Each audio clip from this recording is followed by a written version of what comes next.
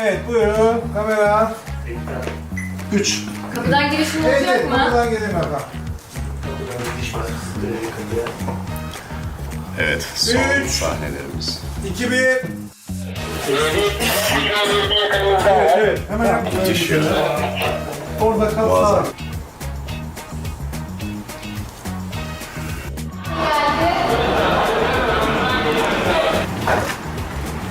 Şimdi.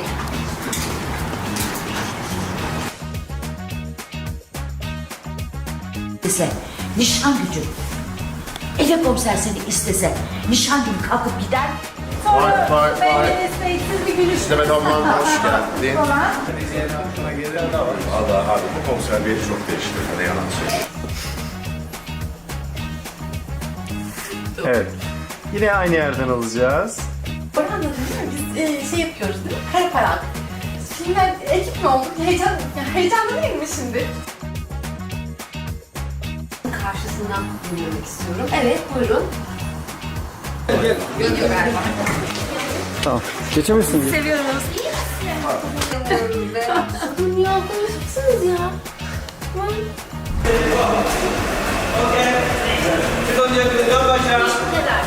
İki.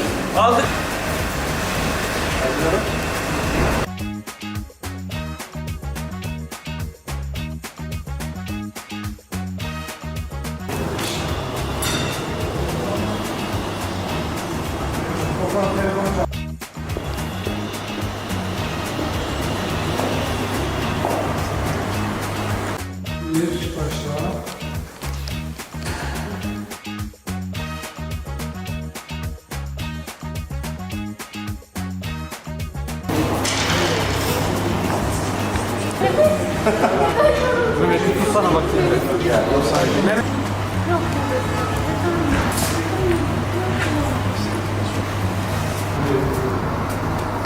Sahne sonu. Biraz daha var. Var mı efendim? İlk sahne son sahne abi. Çok güzel. Gel buyurun.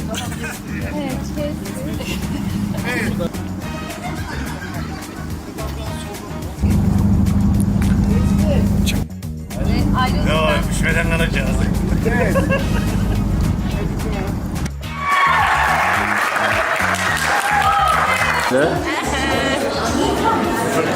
Hadi Yeliz'im gel ya.